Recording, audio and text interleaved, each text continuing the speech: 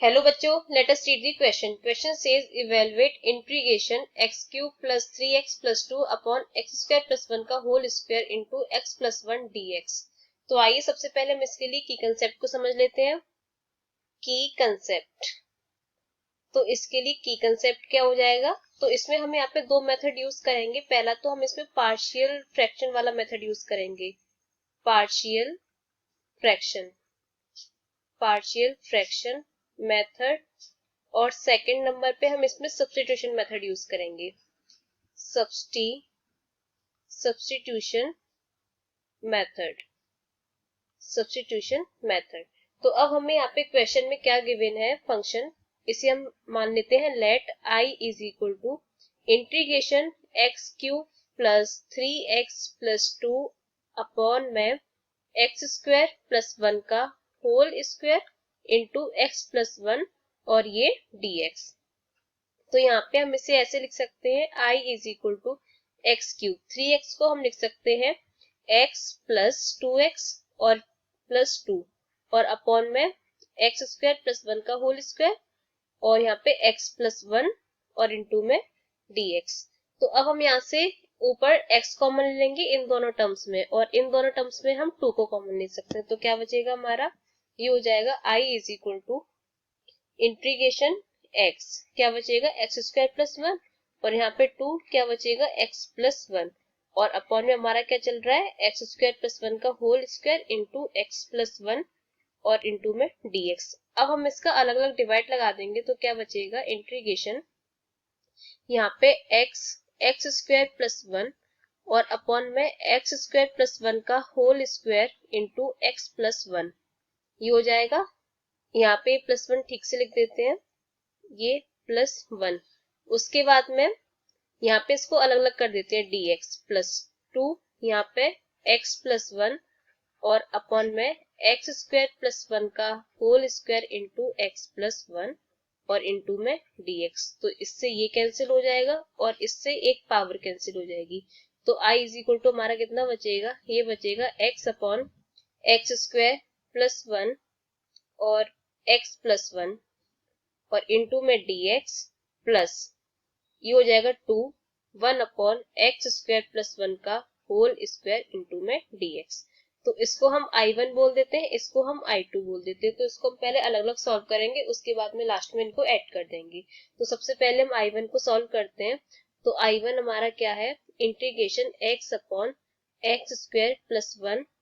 और इंटू में x plus 1 dx। तो अब हम इसको डायरेक्टली सॉल्व नहीं कर सकते, तो इसके लिए पहले हम इसके पार्शियल फ्रैक्शंस करने पड़ेंगे। तो पार्शियल फ्रैक्शन क्या हो जाएंगे, इसको हम लिख सकते हैं x अपॉन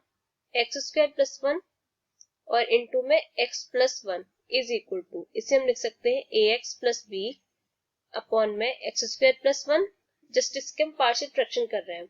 और plus c upon x plus 1। तो जब हम इसका एलसीएम लेंगे तो हमारा क्या हो जाएगा, यहाँ पर तो यही एज इट इज रहेगा x upon x square plus 1 into में x प्लस 1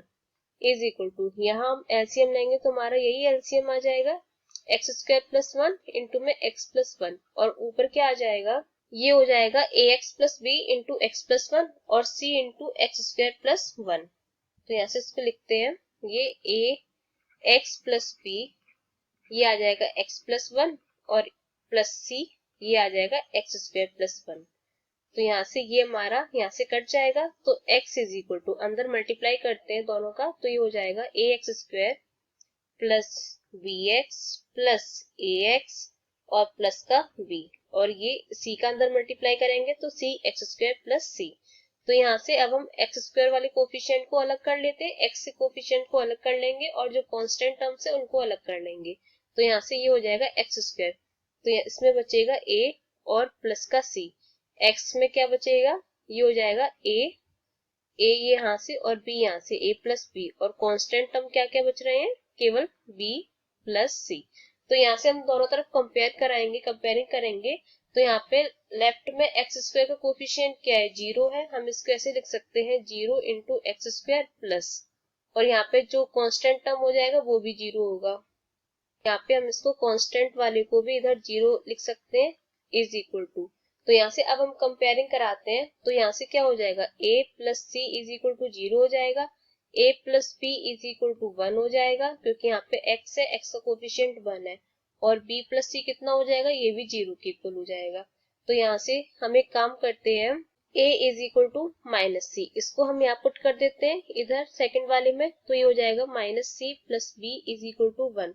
और इसको हम इसमें ऐड कर देंगे, तो c plus b is equal to 0 है ये, या b प्लस सी लिख लो या c प्लस बी लिख लो, एक ही बात है। तो c से c कैंसिल, ऐड कर रहे हैं, तो 2b इज इक्वल टू 1, तो b इज इक्वल टू कितना हो गया, 1/2। तो यहाँ से c इज इक्वल टू कितना हो जाएगा, हम इसमें पुट कर देंगे, तो c इज इक्वल टू हो जाएगा माइनस p, यानी कि माइनस 1/2। तो यहाँ से a इज इक्वल टू कितना हो जाएगा, माइनस c है, और c की वैल्यू माइनस 1/2, तो a की वैल्यू कितनी हो जाएगी, 1/2।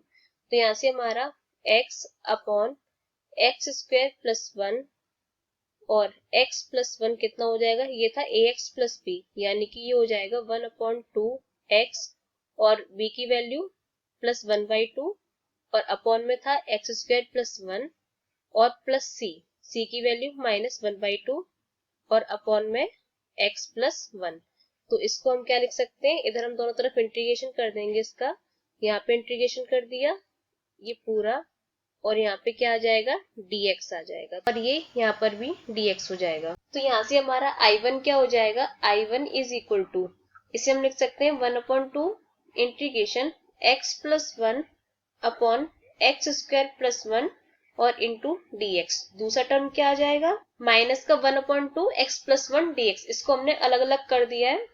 माइनस का 1/2 इंटीग्रेशन 1 x प्लस 1 और इंटू में dx। तो अब हमें इसका करना है, तो I1 इज इक्वल टू, ये क्या हो जाएगा, यहाँ पे इसका हम अलग अलग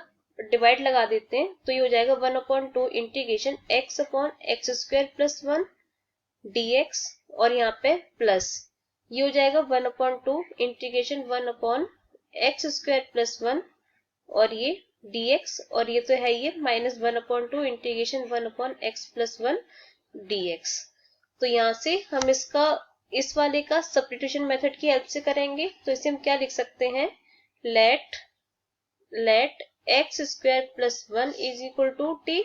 तो यहाँ से इसका डिफरेंशिएशन करेंगे तो हो जाएगा 2x dx is equal to dt, ये हो गया, और x dx is equal to कितना हो जाएगा, dt अपॉन 2।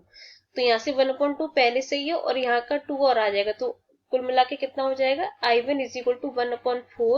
1/4 और ये हो जाएगा इंटीग्रेशन 1/t dt, ये हो गया, प्लस 1/2 1/x स्क्वायर प्लस 1 होता है tan इनवर्स x का, tan इनवर्स x, ये इसका हो गया, और माइनस का 1/2 ये हो जाएगा log x प्लस 1, और ये प्लस का c1, कांस्टेंट यहाँ पे हमने c1 यूज कर लिया है। तो I1 इज इक्वल टू, इसको और कर देते हैं 1/4, तो 1/t का क्या हो जाएगा, log t हो जाएगा, यहाँ पर log t, और ये प्लस 1/2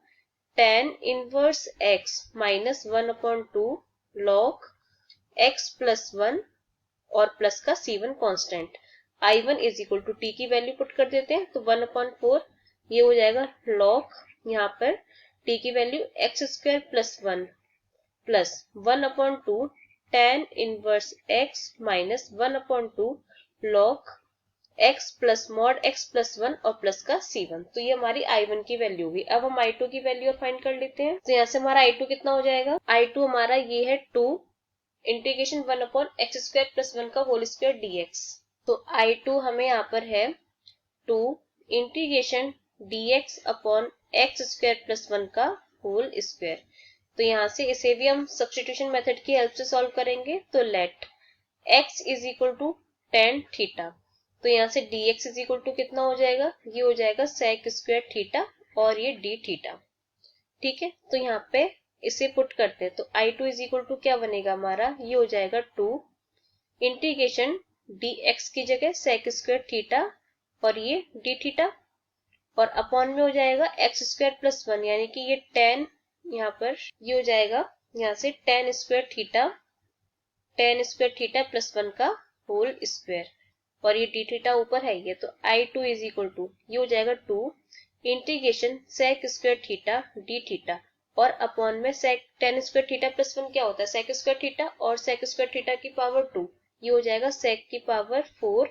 थीटा डी थीटा। तो यहाँ से sec स्क्वायर थीटा ये पावर से 2 बार कट जाएगा, तो I2 इज इक्वल टू कितना आ जाएगा, ये थीटा 2 बार लिख गया, ये यहाँ से एक ही बार थीटा डी थीटा आएगा, तो I2 इज इक्वल टू कितना हो जाएगा, ये हो जाएगा 2 इंटीग्रेशन, नीचे sec स्क्वायर थीटा बचा तो ऊपर जाके कितना हो जाएगा, ये cos square theta D theta ये हो जाएगा। तो यहाँ से हमारे पास कितना है, 2 cos square theta D theta है, तो इसकी जगह हम क्या लिख सकते हैं, cos 2 थीटा हमें पता है क्या होता है, ये होता है 2 cos स्क्वायर थीटा माइनस 1। तो यहाँ से 2 cos स्क्वायर थीटा कितना हो जाएगा, ये हो जाएगा cos 2 थीटा प्लस 1 ये हो जाएगा। तो ये I2 की जगह हम पुट कर देते हैं यहाँ पर, ये cos 2 थीटा प्लस 1 और यहाँ पे ये डी थीटा। तो अब हम इसका इंटीग्रेशन कर सकते हैं, तो cos का इंटीग्रेशन क्या होता है, साइन होता है, तो ये हो जाएगा साइन 2 थीटा अपॉन में 2 और इसका थीटा, और इसमें कांस्टेंट हम क्या ऐड कर देते हैं, C2। तो यहाँ से I2 अब हमारा क्या हो जाएगा, थीटा की वैल्यू पुट करते हैं, तो यहाँ पे अब हमें पता है कि साइन 2 थीटा का फॉर्मूला क्या होता है, ये होता है 2 tan theta upon 2 tan theta upon 1 plus tan square theta. तो यहाँ से tan थीटा की वैल्यू कितनी है, x है, तो ये हो जाएगा 2x upon 1 plus x square. तो हम साइन 2 थीटा की जगह 2x upon 1 plus x square put कर सकते हैं, तो ये यहाँ से बन जाएगा हमारा, और ये 2 से ये वाला 2 और ये वाला 2 आपस में कैंसिल हो जाएंगे, तो कितना बचेगा, ये हो जाएगा I2 is equal to x upon 1 plus x square plus यहाँ पे क्या है, ये थीटा है, थीटा की जगह हम क्या लिख सकते हैं, यहाँ से हमारा बन जाएगा x is equal to tan theta है, तो ये थीटा इज इक्वल टू कितना हो जाएगा, टेन इनवर्स x हो जाएगा। तो थीटा की जगह हम कितना पुट कर देते हैं, टेन इनवर्स x, ये टेन इनवर्स x और प्लस C2। हमें यहाँ से I1 की वैल्यू भी मिल गई, I2 की भी मिल गई, तो I इज इक्वल टू क्या हो जाएगा, I1 प्लस I2। तो दोनों की वैल्यूज पुट कर देते हैं, I1 की क्या थी, तो I1 की हमारे पास वैल्यू ये रखी हुई है 1/4 log mod x square plus 1 और प्लस 1/2 tan इनवर्स x, यहाँ पे 1/2 tan इनवर्स x यहाँ पे है, और I2 में सिर्फ tan इनवर्स x है, तो कुल मिला के कितना हो जाएगा, 3/2 tan इनवर्स x हो जाएगा, और ये माइनस का 1/2 log mod x प्लस 1 और प्लस का C1, तो ये 1/4 log mod x square plus 1 minus 1/2 log x plus 1, और यहाँ पे क्या हो जाएगा, प्लस का 3/2 tan इनवर्स x यहाँ पे, और वहां पे 1/2 tan इनवर्स x था, तो ये 3/2 tan इनवर्स x और प्लस का x upon 1 plus x square, और C1 प्लस C2 को हम एक ही कांस्टेंट लिख देते हैं C। तो ये हमारा आंसर हो जाता है। Hope you understood well, best of luck.